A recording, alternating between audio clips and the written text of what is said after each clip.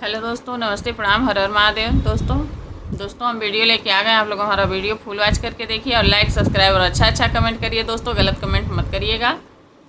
तो दोस्तों हम बात कर रहे हैं रवीना की और ललित की। ठीक है,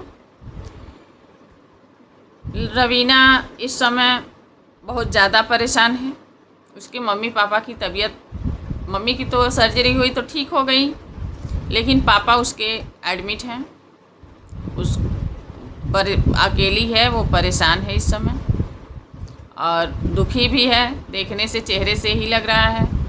तो कहा जाता है कि औरत कितना हो साहसी हो, लेकिन जब परेशानी आती है तो टूट जाती है। तो रवीना को परेशानी तो कई तरह से आ गई है। मम्मी पापा के वो तबीयत ख़राब होने से परेशानी हो रही है, इधर ललित के लफड़े से परेशानी हुई, उधर जॉब की भी परेशानी है। भाई जॉब करेगी तभी तो खाएगी। ठीक है, तो दोस्तों वो दिल्ली वाला मकान जो है उसको ठीक ठाक करा के उसको रेंट पे चढ़ाएगी, वहाँ नहीं रहेगी और मम्मी पापा के साथ अपने रहेगी। तो ये भी सही है।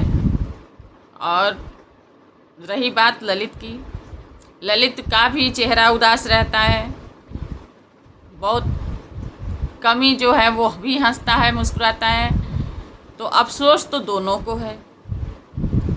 कहा जाता है कि शादी 7 जन्मों का बंधन है।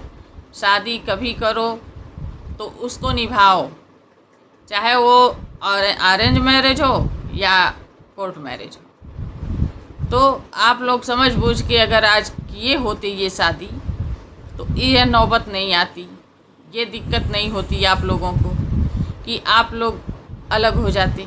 और ये देख के कष्ट भी हो रहा है हमको कि देखिए किसी की भी लड़की हो, किसी की भी बेटे हो, भाई बेटी और बेटा में हम अंतर नहीं समझते हैं। और रही बात बेटी बेटा की, तो किसी के भी बच्चे हों, चाहे वो मेरे हों, चाहे वो आपके हों, चाहे वो अनीता जी के हैं, चाहे जो भी है, किसी के हों, बसंती दीदी के हों, किसी के भी बच्चे तो बच्चे हैं दोस्तों।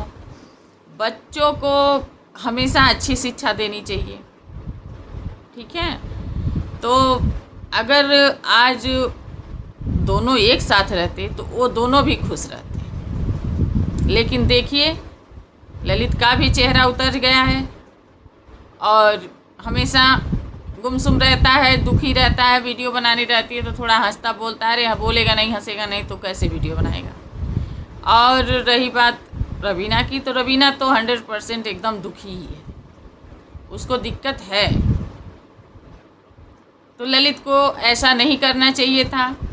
ये बताओ, अगर साथ में रहे तुम लोग इतना दिन से, तब भी नहीं तुम लोग अपना समझ बूझ पाए ना। तो रवीना समझ पाई कि हाँ ये मेरे पति हैं, ये मेरे सास ससुर हैं, ससुराल है, और ना तो तुम ही समझ पाए और ना तो अनीता जी और लाला जी समझ पाए। अरे आपको एक मौका देना चाहिए था कि आओ रहो, देखो भैया, बहू हो तो बहू की तरह रहो। थोड़ा अंतर तो होता ही है, कितना हो लोग कहें कि बहू में और बेटी में हम अंतर नहीं समझते हैं, लेकिन जाने के बाद बहू और बेटी में अंतर हो जाता है। थोड़ा बहुत तो आ ही जाता है, 9-10 का डिफरेंस हो जाता है। ठीक है, तो थोड़ा इनको भी समझना चाहिए था कि भैया हम समझा बुझा के रखें और कहें कि भाई तुम भी देखो, बेटा हो घर की और बहू हो हमारी, तो तुम भी अच्छे से रहो। इस तरह से एक बैग ये चीज़ नहीं करना चाहिए था। अब उसको भी दिमाग में टेंशन हो रहा है कि समझ में नहीं आ रहा है क्या करें क्या ना करें। बताइए, उसको भी लेकिन लग गई कि उसकी शादी हो गई, छोड़ दिया, तलाक हो गई, यही कहेंगे लोग। और यही चीज़ ललित के साथ भी होगा कि इसकी भी शादी हुई थी, ये भी डिवोर्स दे दिया अपनी बीवी को।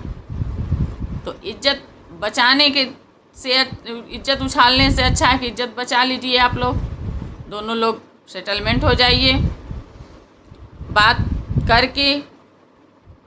वैसे रवीना का सिचुएशन ये नहीं है कि वो अपने माँ बाप को छोड़ के अनीता जी की आपके पास रहे, क्योंकि उसकी माँ भी वृद्धा है, पिताजी भी उसके वृद्ध हैं, उसकी भी दवा दोनों मम्मी पापा की दोनों की दवा चल रही है उसकी।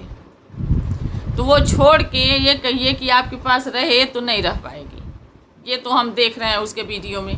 अब क्या है क्या नहीं है हम तो अंदर से देख नहीं रहे हैं कि अंदर से देख रहे हैं, जो भी है बाहर से तो दिख रहा है कि वो भाग के हॉस्पिटल जाती है, भाग के घर आती है, खाना बनाती है, तो आखिर करती तो है वही, मेड तो रखी नहीं है।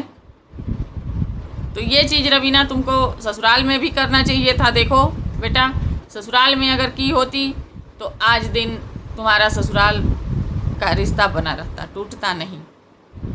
ठीक है। और अनीता जी को भी समझना चाहिए था कि बहू है मेरी, चलो 9-10 होता रहता है। जैसे 10 गलती बेटी की माफ़ कर रही हो, उसी तरह 2 गलती बहू की भी माफ़ करो। 10 गलती बेटे की माफ़ कर रही हो तो 4 गलती बहू की भी माफ़ करो। उसी में रिश्ता बनाने से बनता है। रिश्ता ख़त्म करने से, रिश्ता अगर देखिए लेकिन लगाएंगी ना तो हर जगह लेकिन लगेगी, और वही अगर जोड़ के परिवार लेके चलेंगी तो लेकिन कमी दिखेगी ही नहीं आपको, कमियाँ दिखेगी नहीं आपको। अगर अच्छाई की नज़र से देखेंगी तो कमी दिखेगी नहीं, अगर वो कमी कर भी रही है ना तो नहीं दिखेगी। लेकिन कौन समझाए आप लोगों को, आप लोग तो खुद ही समझदार हो। और दोस्तों, यह वीडियो यहीं बंद करते हैं। आप लोग लाइक, सब्सक्राइब और अच्छा कमेंट करिएगा, गलत कमेंट मत करिएगा।